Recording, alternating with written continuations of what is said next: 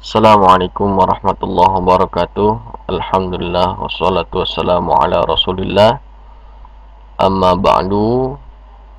Bertemu lagi pada pembelajaran akidah akhlak yang mana kita sudah memasuki bab terakhir, bab yang ke-11. Di sini kita akan mempelajari tentang perilaku terpuji atau sifat terpuji, yang mana nanti yang akan kita bahas adalah sifat terpuji dari salah seorang sahabat Rasulullah Sallallahu Alaihi Wasallam, yaitu Sayyidina Abu Bakar As-Siddiq. Untuk itu, Bapak harap kalian semua dapat menyaksikan atau memperhatikan video pembelajaran kali ini dengan baik, agar kalian senantiasa dapat memahami dan tidak gagal paham dalam pembelajaran kali ini. Baiklah, kita masuk ke kompetensi inti dan kompetensi dasar. Kalian bisa baca di sini KD-nya. Kita akan bahas yang di 3.11 yang berkaitan dengan pengetahuan. Kalian harus mampu memahami adab berteman melalui kisah persahabatan antara Nabi Muhammad SAW dengan Abu Bakar As-Siddiq. Lalu keterampilannya 4.11 mengomunikasikan adab persahabatan Nabi Muhammad SAW dan Abu Bakar As-Siddiq. Nah, di sini ada kotak dialog. Abu Bakar As-Siddiq radhiyallahu an bukanlah seorang rasul, namun keutamaan dan kebaikannya tidak pernah habis untuk dituliskan. Beliau adalah orang yang paling kuat keimanannya setelah para nabi, dan juga orang yang paling mencintai Rasulullah Sallallahu Alaihi Wasallam. Nah, kisahnya di bawah ini kita akan baca kisah persahabatan antara Abu Bakar As-Siddiq dengan baginda Rasulullah Sallallahu Alaihi Wasallam.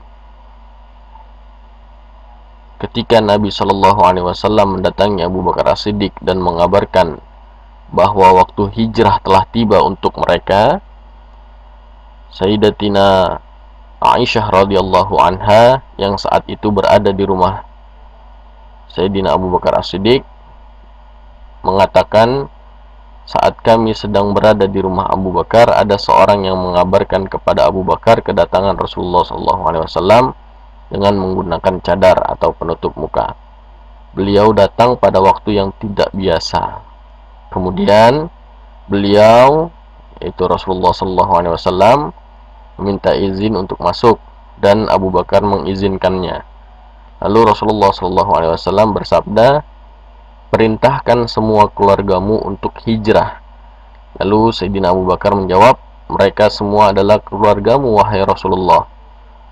Dan Rasulullah SAW kembali bersabda, sesungguhnya aku sudah diizinkan untuk hijrah. Dan Abu Bakar menanggapi, apakah aku menemanimu dalam hijrah wahai Rasulullah? Beliau menjawab, iya. Lalu Rasulullah SAW menunggu malam datang. Pada malam hari, Nabi SAW keluar dari rumahnya yang sudah dikepung oleh orang-orang kafir Quraisy. Lalu Allah Subhanahu wa taala menjadikan mereka tidak dapat melihat Nabi SAW. Ya, saat itu Rasulullah SAW menabur debu di kepala-kepala mereka, namun mereka tidak menyadarinya. Ya, mereka seolah-olah tidak melihat, ya, mereka tidak sadar. Lalu beliau menjemput sahabat Abu Bakar As-Siddiq yang saat itu sedang tertidur. Sahabat Abu Bakar pun menangis bahagia karena menemani Rasulullah SAW berhijrah. Dan Sayyidatina Aisyah mengatakan, demi Allah, sebelum hari ini aku tidak pernah sekalipun melihat seseorang menangis karena berbahagia. Aku melihat Abu Bakar As-Siddiq menangis pada hari itu. Perjalanan berat yang mempertaruhkan nyawa itu, Abu Bakar As-Siddiq sambut dengan tangisan kebahagiaan. Lalu setelah hijrah, ya, ketika dalam perjalanan, ya, Rasulullah Shallallahu Alaihi Wasallam bersama Sayyidina Abu Bakar As-Siddiq sembunyi di Gua Sur. Ya, gua ini gua yang sangat terkenal, ya, gua yang masyhur, ya, karena di gua ini Rasulullah Shallallahu Alaihi Wasallam bersembunyi dari kejaran orang-orang kafir Quraisy ketika hendak berhijrah dari Mekah ke Madinah. Nah, Gua Sur adalah gua yang berada di puncak, ya, di atas gunung, di atas bukit, ya. Nah, letaknya, ya, di kota Mekah, masih berada di kota Mekah karena jaraknya kurang lebih sekitar 7 km dari Masjidil Haram. Nah, Nabi Muhammad beserta Abu Bakar sembunyi di Gua Sur untuk menghindari kejaran kafir Quraisy. Nah, ketika sampai di mulut gua, lalu Abu Bakar As-Siddiq berkata, "Demi Allah, janganlah engkau masuk wahai Rasulullah ke dalam gua ini sampai aku yang memasukinya terlebih dahulu. Kalau ada sesuatu, ya, entah sesuatu hal yang buruk, maka akulah yang mendapatkannya, bukan engkau." Ya. Lalu Abu Bakar As-Siddiq masuk, kemudian membersihkan gua tersebut. Setelah itu Abu Bakar menutup lubang-lubang yang ada di dalam gua dengan kain yang beliau pegang, karena beliau khawatir jika ada hewan yang membahayakan, ya, maka akan membahayakan Rasulullah yang keluar dari lubang-lubang tersebut, seperti ular, kalajengking, dan lain sebagainya. Hingga tersisalah 2 lubang yang nantinya bisa ia tutupi dengan kedua kakinya. Setelah itu Abu Bakar As-Siddiq mempersilahkan Rasulullah Shallallahu Alaihi Wasallam masuk ke dalam gua, dan Rasulullah Shallallahu Alaihi Wasallam pun tertidur di pangkuan Sayyidina Abu Bakar As-Siddiq. Ketika Rasulullah Shallallahu Alaihi Wasallam istirahat di atas pangkuan Abu Bakar As-Siddiq, tiba-tiba seekor hewan menggigit kaki Abu Bakar. Ia menahan dirinya untuk tidak bergerak menahan gigitan hewan itu. Ya, diriwayatkan bahwa hewan itu adalah seekor ular. Lalu Abu Bakar As-Siddiq berusaha sekuat tenaga menahan sakit, ya, karena tidak ingin membangunkan Rasulullah yang sedang tidur di pangkuannya. Ya, namun, ya, Abu Bakar As-Siddiq adalah manusia biasa.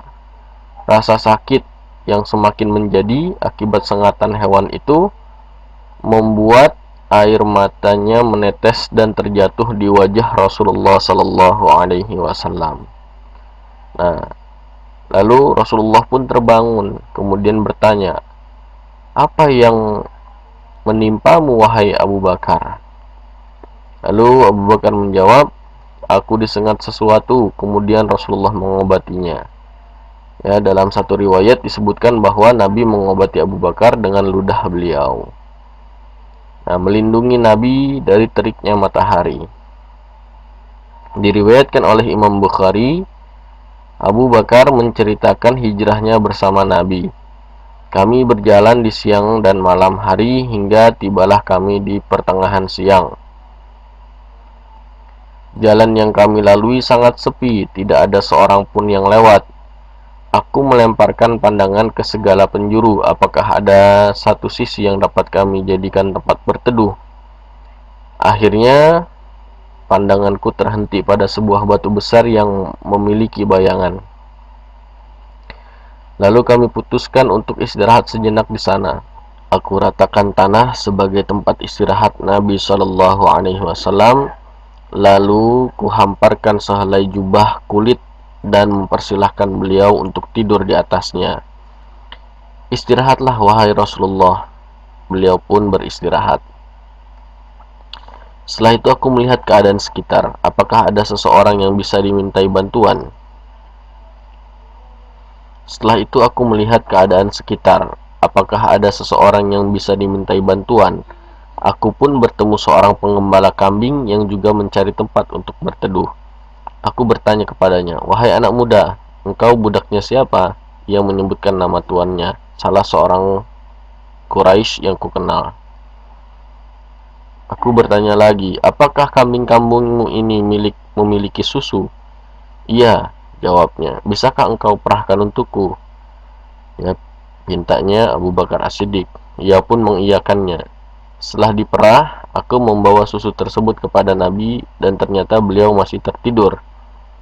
"Aku tidak suka jika aku sampai membuatnya terbangun," kata Abu Bakar. Saat beliau terbangun, aku berkata, "Minumlah wahai Rasulullah." Beliau pun meminum susu tersebut sampai aku merasa puas melihatnya. Mengawal Rasulullah SAW selama perjalanan. Diriwayatkan Al-Hakim dalam Mustadraknya dari Umar bin Khattab. Ia menceritakan ketika Rasulullah SAW dan Abu Bakar keluar dari gua, Abu Bakar Abu Bakar terkadang berjalan di depan Rasulullah dan terkadang berada di belakang beliau. Rasulullah pun menanyakan perbuatan Abu Bakar itu. Abu Bakar menjawab, "Wahai Rasulullah, kalau aku teringat orang-orang yang mengejar kita, aku berjalan di belakang Anda. Kalau aku teringat akan pengintai, aku berjalan di depan Anda."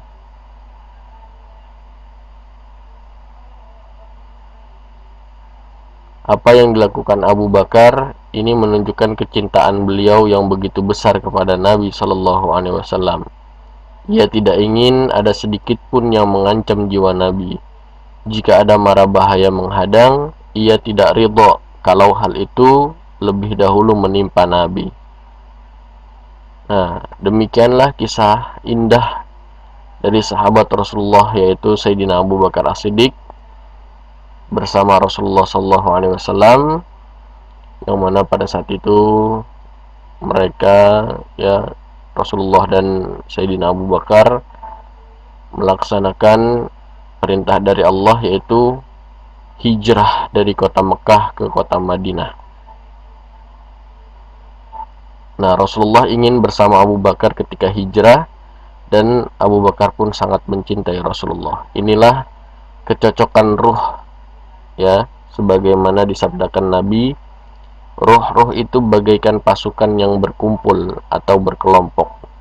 Jika mereka saling mengenal, maka mereka akan bersatu. Dan jika saling tidak mengenal, maka mereka akan berpisah atau tidak cocok." Hadis riwayat Imam Bukhari dan Muslim.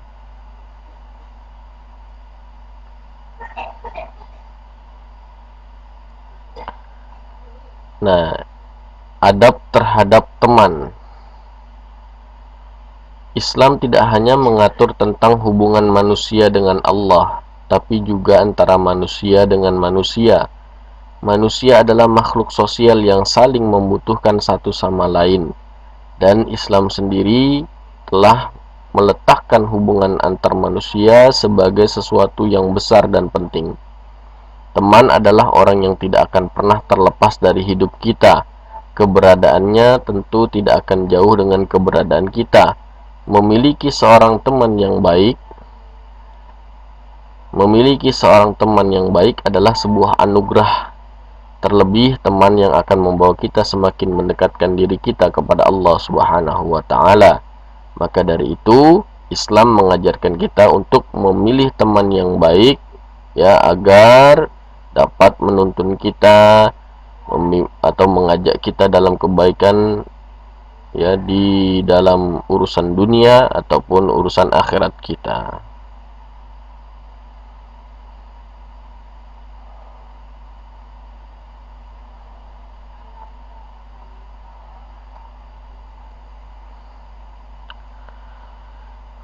Nah, di sini ada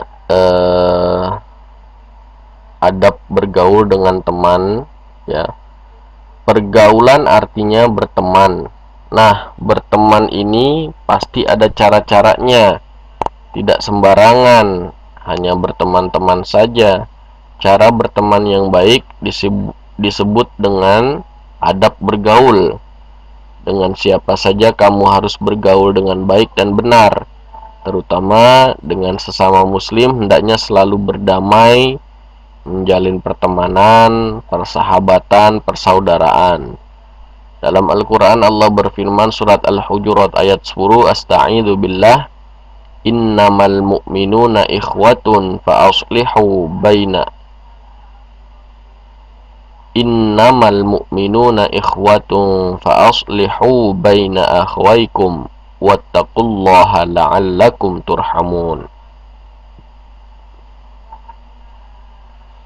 Artinya orang-orang beriman itu ya adalah bersaudara. Maka dari itu damaikanlah, ya, perbaikilah hubungan antara kedua saudaramu dan takutlah kepada Allah agar kamu mendapatkan rahmat.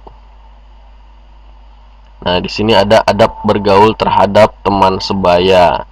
Teman sebaya adalah teman yang sederajat, maksudnya teman yang sepantaran atau teman yang seumuran, ya, yang sekira-kira usianya tidak jauh dari kita atau yang sama usianya dengan kita. Itu teman sebaya.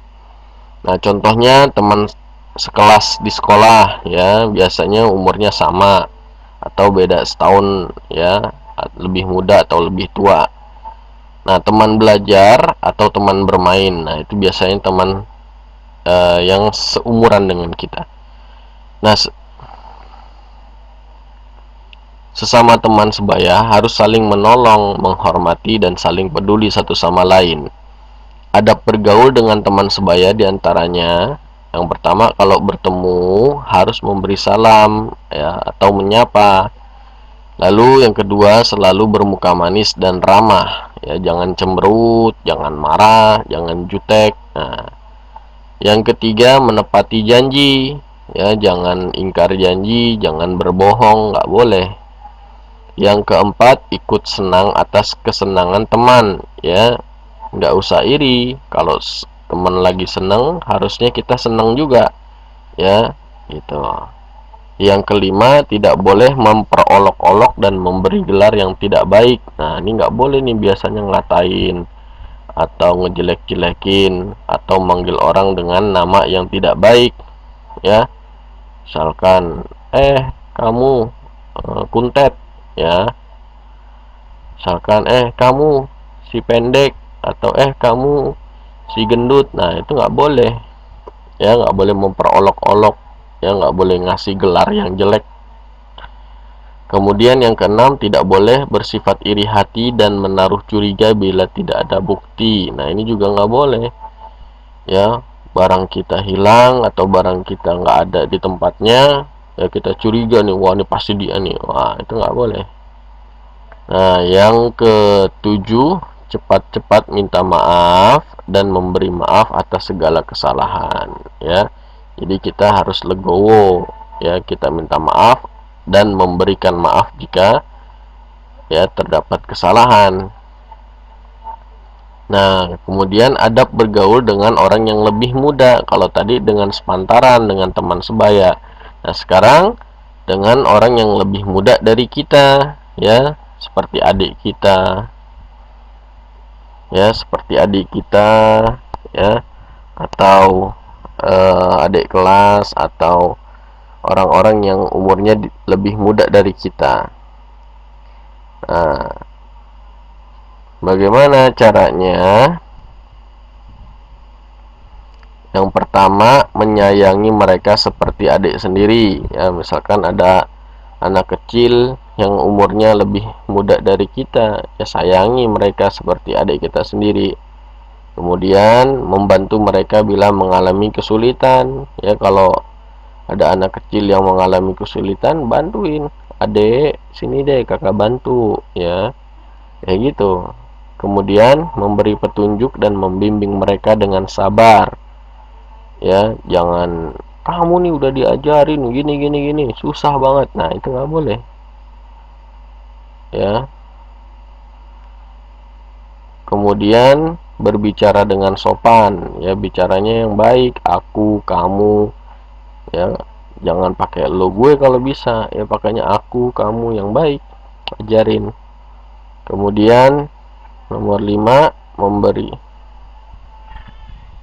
Yang kelima, memberikan kasih sayang. Rasulullah SAW bersabda, bukanlah termasuk umatku orang yang tidak menyayangi kepada yang lebih muda dan tidak menghargai kehormatan yang lebih tua. Hadis riwayat Abu Daud dan Tirmidzi.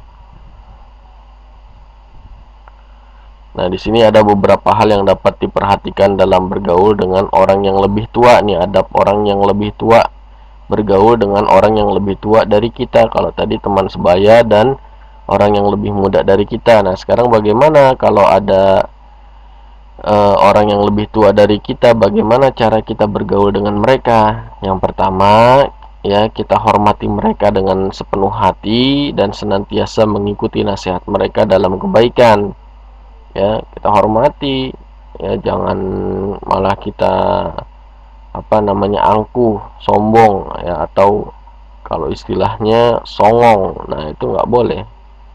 Yang kedua, mencontoh tingkah laku mereka yang baik dan menjadikannya pelajaran. Ya, kalau yang baik kita contoh, yang nggak baik jangan kita contoh. Nah, kemudian yang ketiga, memberi salam setiap kali bertemu dan senantiasa bertutur kata dengan lemah lembut dan menjaga sopan santun. Ya, kalau ketemu, assalamualaikum Pak, assalamualaikum Bu, assalamualaikum Mas, assalamualaikum Mbak. Nah, itu kalau ketemu, ya, permisi ya, gimana kabarnya, ya, dengan baik, ya, jaga sopan santun. Kemudian tidak berkata kasar pada mereka dan menjaga perasaannya walaupun ia berkata tidak baik. Nah, ini, ya, jangan berkata kasar, nggak boleh. Ya, jaga perasaannya. Ya, jangan sampai kita menyakiti orang-orang, apalagi orang tua kita, nggak boleh. Kemudian senantiasa mendoakan, terutama jika mereka adalah orang tua atau saudara kita, ya. Nah, itu.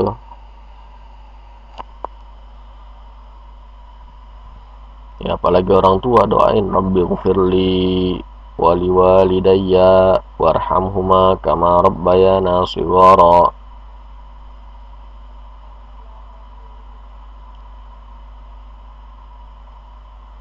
Oke, rangkumannya yang pertama, hal yang perlu diteladani dari persahabatan Abu Bakar As-Siddiq dan Rasulullah adalah bersahabat dengan ikhlas, rasa cinta kasih sayang, rela berkorban, peduli dan saling tolong menolong atas dasar iman kepada Allah Subhanahu wa taala. Yang kedua, adab bergaul artinya sikap dan etika yang kita biasakan ketika kita bergaul dengan orang lain. Ya, baik yang lebih muda, baik yang lebih tua, ataupun yang sepantaran dengan kita atau yang sebaya. Kemudian yang ketiga, orang yang mempunyai adab bergaul yang baik akan disayangi, dihormati, dan dicintai oleh orang lain. Itu udah pasti, ya. Kemudian yang keempat, orang yang memiliki adab bergaul yang tidak baik akan dijauhi, dibenci, dan tidak dihargai, serta tidak dihormati oleh orang lain. Ya, nah, itulah pembelajaran kita pada video pembelajaran kali ini yang terkait dengan akhlak atau sifat terpuji dari seorang sahabat Rasulullah SAW, yaitu Sayyidina Abu Bakar As-Siddiq, yang sangat mencintai, sangat mengasihi, ya, rela berkorban, peduli, ya, terhadap Rasulullah SAW. Ya, mudah-mudahan kita semua senantiasa selalu dalam lindungan Allah Subhanahu wa taala dan dapat mencontoh perilaku baik, ya, yang sudah kita pelajari pada video ini. Bapak akhiri, kurang lebihnya mohon maaf. Wallahul muwaffiq ila aqwamit thoriq. Assalamualaikum warahmatullahi wabarakatuh.